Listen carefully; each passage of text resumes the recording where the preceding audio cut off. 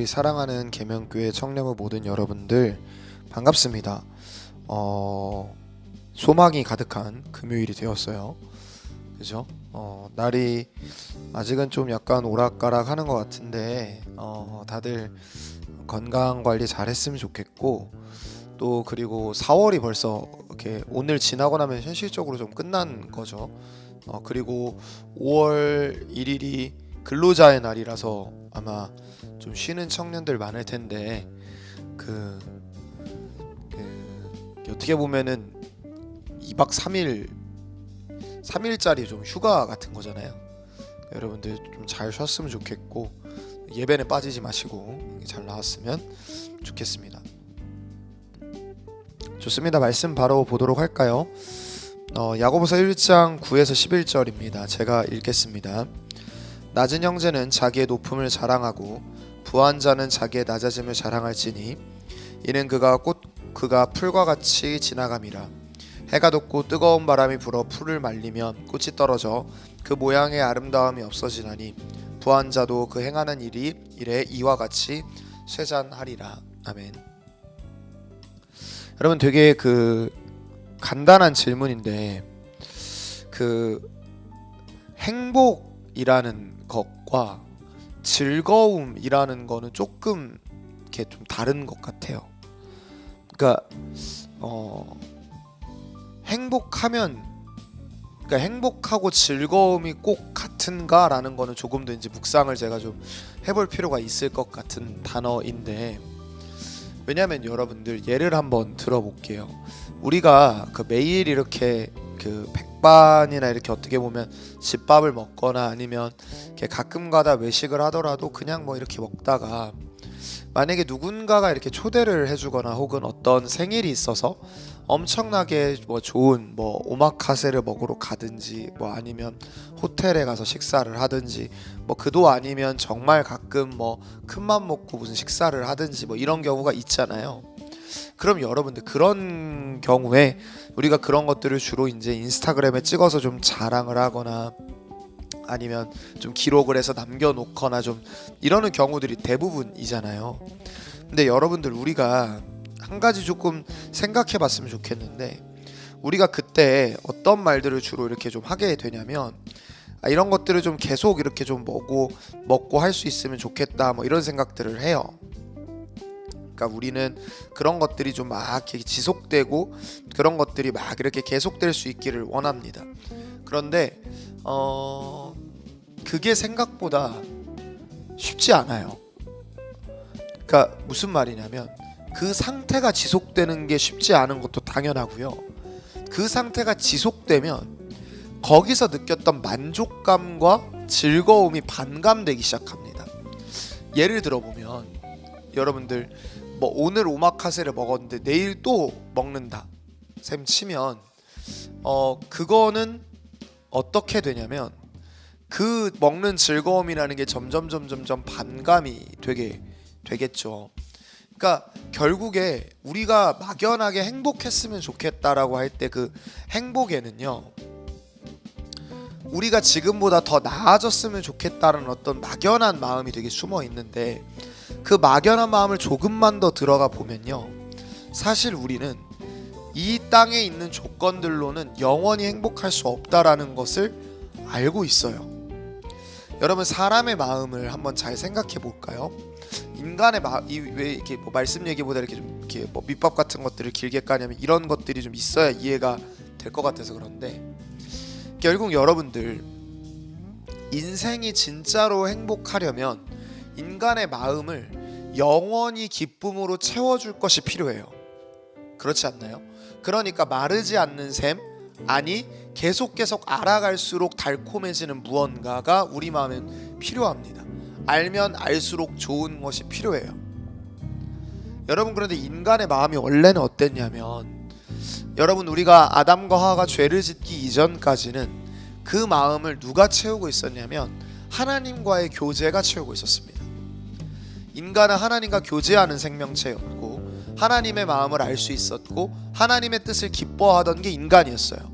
그런데 그 자리에서 하나님이 사라졌습니다.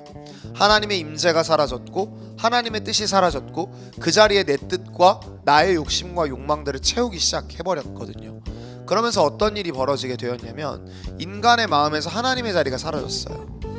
여러분, 우주보다 더 크신 하나님이 빠져나간 자리를 어떻게 우주 안에 있는 것으로 채울 수 있을까요?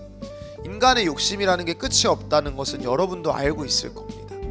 우리는 여러분들 지금 생활에 비교적 만족해요. 다들 뭐 만족 못할 수도 있지만 비교적 그럼에도 불구하고 뭐 너무나 극한까지 치닫는 상황이 아니면 우리는 다 적응을 해냅니다. 예를 들어보면 군대에서 정말 말도 안 되는 훈련을 받아도요 적응해요. 며칠 지나면 거기서 안락함을 찾고 거기서 편안함을 찾고 거기서 조금 더 잘 견뎌낼 수 있는 방법을 찾아요. 그래서 고통의 끝자락에 있는 것 같은 사람도 적응해내고 거기서 안락함을 찾아내고요. 반대로 인간은요, 우리가 생각하는 행복의 끝자락, 즐거움의 끝자락에서도 지루함을 발견하게 됩니다. 그러니까 여러분, 우리는 그런 것들로 만족할 수 있는 생명체가 결단코 아니에요.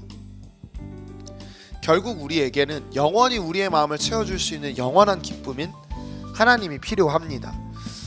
그러니까 우리의 행복의 기준이요, 우리의 소유에 달려있지 않다라는 것들을 볼 수 있어야 돼요. 그래야만 오늘 말씀이 납득이 됩니다. 낮은 형제는, 여기서 낮다라는 것은 진짜로 사회적인 지위야 어떤 경제적인 상황이 좋지 않은 사람들을 가리키는 말로 보는 것이 좋을 것 같아요. 왜냐하면 뒷부분에 대조되고 있는 단어가 부한자들, 그러니까 부자들이거든요. 그러니까 제 말대로 여러분이 보면 낮은 형제들은 뭘 자랑하라는 겁니까? 자기의 높음을 자랑하라는 겁니다. 여러분, 어떻게 낮은 자가 높아졌냐라는 거예요. 이 말을 이해하기 위해서는요, 그리스도 안에서 주어진 새로운 신분을 가져오는 수밖에 없어요. 예수 그리스도를 믿게 되었을 때 우리에게 주어진 새로운 신분, 우리의 상황, 우리의 환경, 우리의 소유, 우리의 가진 것, 아니 우리의 어떤 죄악까지도 뛰어넘는, 우리를 용서하시는 그분의 은혜와 은총으로 말미암아 주어진, 우리에게 주어진 새 신분, 하나님의 자녀라는 그 자기의 높음을 자랑하라는 겁니다. 그러니까 자기 마음을 채우고 있는 행복의 기준이 무엇이 되어야 된다라는 거죠? 자기의 소유가 아닌 하나님이 주신 새로운 신분이 되어야 된다라는 거죠. 그 다음 절도 똑같아요. 부한 자는 자기의 낮아짐을 자랑할지니라고 합니다. 여러분, 부한 자가요, 부자가 만약에 정말로 부유함을 누리고 있는데 그가 어떻게 자기의 낮아짐을 자랑할 수 있냐면, 그가 하나님의 의로움이 필요한 자라는 걸 깨닫게 된다면, 하나님의 사랑이 더 필요한 자라는 걸 깨닫게 된다면, 자기의 형편없음과 추함을 십자가 앞에서 제대로 목도할 수 있다면, 그는 자신의 가진 부요함이 풀의 꽃과 같이 지나갈 거라는 것을 알게 될 것이고 영원 앞에서 겸손해질 거예요. 결국 여러분 우리가 진짜 그리스도 예수 안에 있다라는 진리의 관점에서 우리의 인생을 살펴보게 되면 우리의 인생은 우리가 무엇을 소유하고 있냐에 달려있지 않다라는 걸 알게 됩니다. 여러분, 억만금을 가지고 있건 수조원을 가지고 있건 내 마음대로 모든 것을 주무를 수 있건, 우리는 인생을 처음부터 끝까지 계획하셔서 후 하시고 터럭으로 바람으로 불어버려서 날려가든, 시편의 90편의 표현대로 하면 하나님이 그냥 쓸어가 버리시면 쓸어가든 그 죽는 그 죽음 앞에 서게 되면 우리는 할 수 있는 게 아무것도 없어요. 여러분, 우리가 누리고 있는 안정이라는 것들이요, 기껏 해봐야 뭔 줄 아세요? 오늘 만약에 내 몸에 암세포가 자라고 있다라는 소식이 들리면 사라질 만한 평안들이고, 오늘 여러분들 나라에 재앙이 생기거나 어떤 전쟁이 발생하거나 우리가 지킬 수 있다라고 생각했던, 내가 짊어지고 있는 것들이 나를 지켜줄 거라 믿었던 그 미래들이요, 결국에는 하나님이 계획하시는 어떤 한 터럭의 뒤틀림 속에서 다 사라져 버릴 것들이에요. 결국 여러분들, 우리를 진짜 안정적인 반석에 올려놓을 수 있는 유일한 삶의 어떤 근간이 될 수 있는 것들은 그리스도의 보혈 안에 우리가 머무르고 있다는 것밖에 없어요. 여러분, 우리가 그걸 볼 수 있어야 됩니다. 그래서 11절, 해가 돋고 뜨거운 바람이 불러 풀을 말리면 꽃이 떨어져 그 모양의 아름다움이 없어지나니 부한 자도 그 행한 일이 이와 같이 쇠잔할 것이다.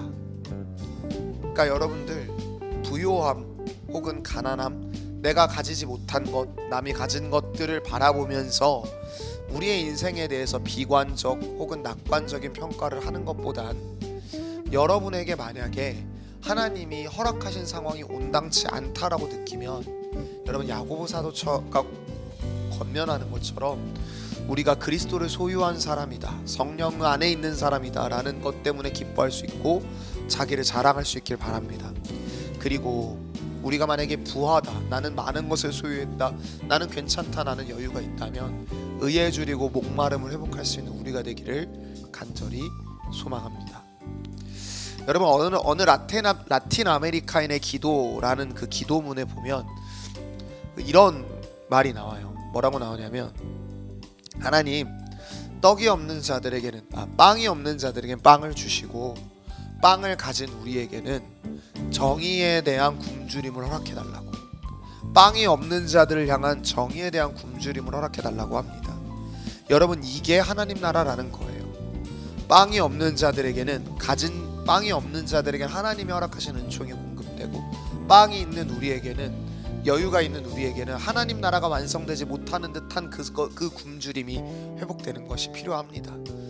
그래서 여러분들 인생의 모든 상하관계가 역전되는 그 그리스도의 안에 머무는 우리가 될 수 있기를 바라고, 그래서 여러분의 부함이, 여러분의 낮음이 다르게 해석되는 오늘 하루가 될 수 있기를 주님의 이름으로 축복합니다. 기도할까요? 하나님, 우리는 사실 가지고 있는 것들이 적습니다. 그리고 소유하고 있는 것들도 적습니다. 그리고 하나님, 때로는 그래서 억울함과 원망이 나오지만 우리가 그리스도 안에 있다는 사실 안에 감격할 수 있도록 인도하여 주옵소서. 한 가지 더 바라고 소망하긴 하나님, 만약에 우리가 지금 나는 여유 있다라고 말한다면 하나님 나라에 대한 굶주림을 허락하셔서 우리가 기꺼이 오늘도 낮은 마음으로 의에 줄인 자들로 살아낼 수 있도록 인도하여 주옵소서. 주님께서 우리를 그렇게 인도하실 줄 믿고 감사드리며 예수님의 이름으로 기도했습니다. 아멘.